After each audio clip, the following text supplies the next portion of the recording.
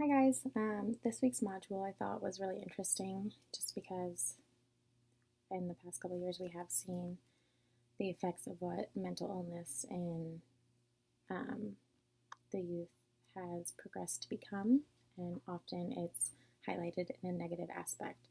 So, a couple of um, tidbits of the article and the audios that I found surprising was that the article stated 15 million kids in the US can currently be diagnosed with mental health disorders.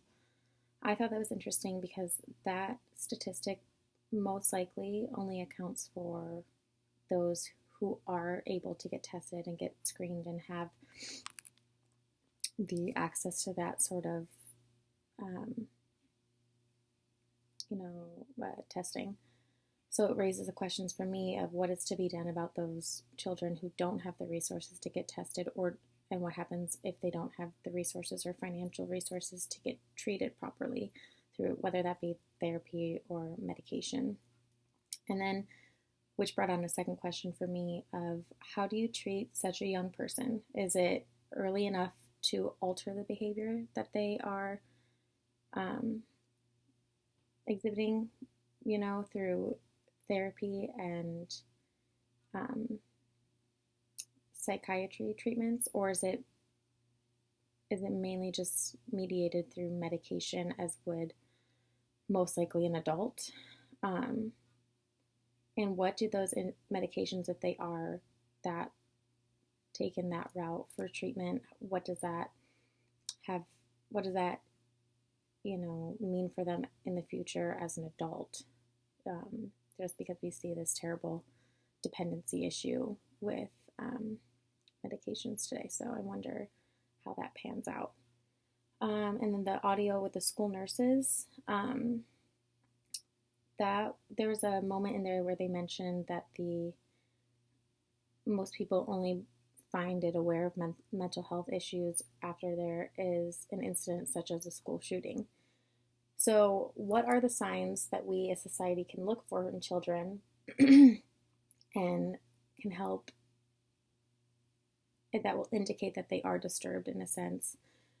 And how can we as a society help alleviate this issue so that it isn't solely brought on to the role of the nurse, since there is, just one per school, and not she can't see every child and understand exactly where they stand mentally. So as a society, as family, as peers, how can we kind of notice those, and what can we do to make sure that they are seen properly?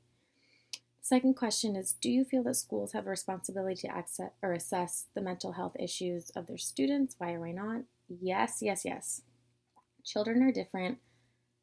I can even say personally, you act differently in and out of school. And if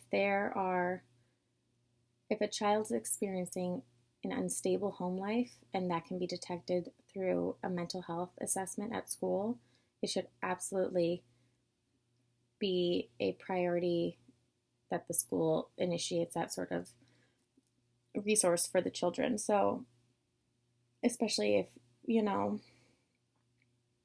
that in any aspect can help prevent any negative occurrences in behavior for that child, in the future, I feel like that would be extremely beneficial for a school to take on that initiative. And then what else can be done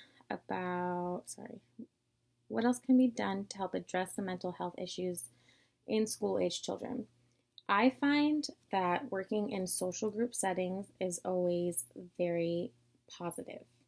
So I think having children, almost like a big brother, big sister program, but within the school.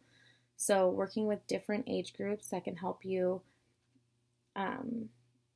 so that the children can learn how to express feelings, resolve conflict, and be a safe place for communication. I feel like that would be really beneficial, because even as, adults and older adolescents can still learn a lot from children, and children obviously learn from adults. So I think that could be a great way to alleviate mental health issues and still be conducive to furthering a child's mental capacity. So those are my thoughts for Module 3. I'm looking forward to hearing all of yours.